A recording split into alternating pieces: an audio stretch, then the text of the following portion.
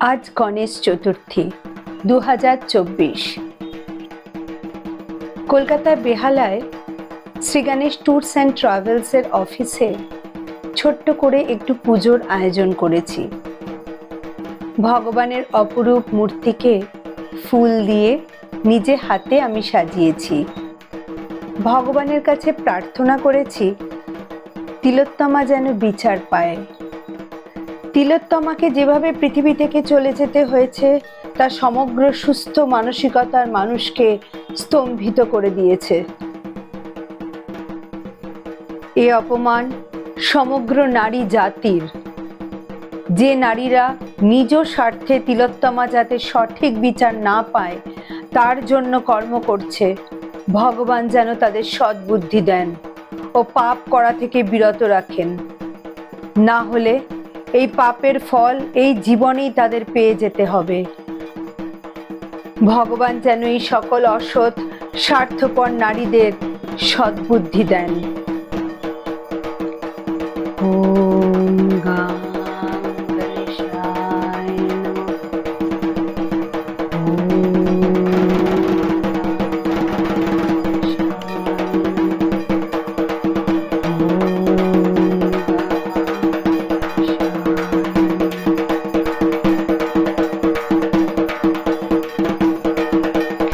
সন্ধেবেলা চলে এলাম অফিসের কাছাকাছি গণেশ পুজোকে কেন্দ্র করে সাজিয়ে বসা এক মেলায়। মেলার মাঠে ঢুকতেই সামনে দেখলাম বিরাজমান সিদ্ধিদাতা গণেশের এক অপরূপ মূর্তি।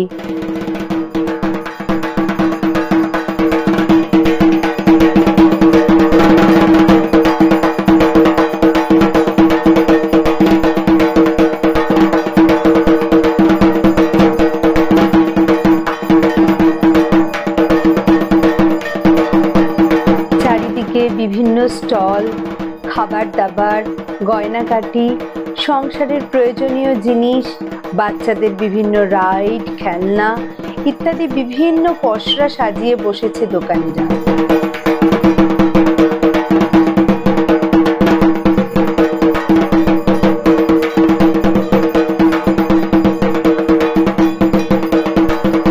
আমরা যখন ছোট ছিলাম এই জিনিসটা ছিল না। মিকি মাউসের পেটের ভেতর ঢুকে নাচানাচি। সবে মেলা শুরু হয়েছে, রাইড চলছে, বাচ্চা আসার অপেক্ষায়।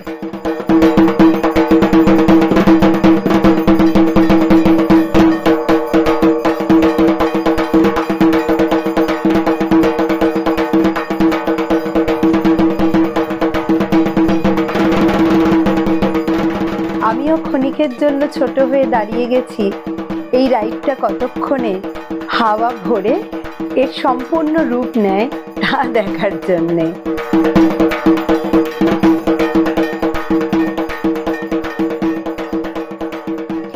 এক কচি চলেও এসেছে এতে চড়ার জন্যে।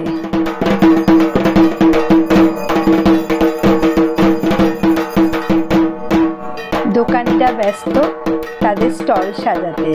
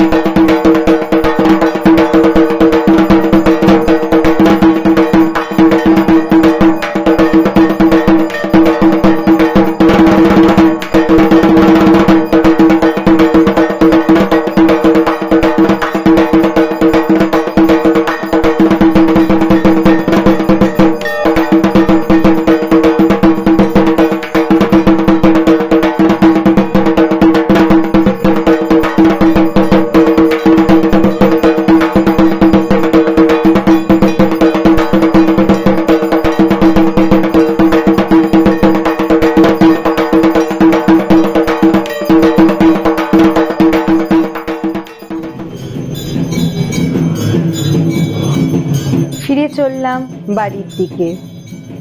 পথে সাজানো আলোয় এই গণেশ চতুর্থী আরো যেন কত সুন্দর হয়ে উঠেছে। দেখুন রাস্তায় কি সুন্দর আলো দিয়ে সাজানো।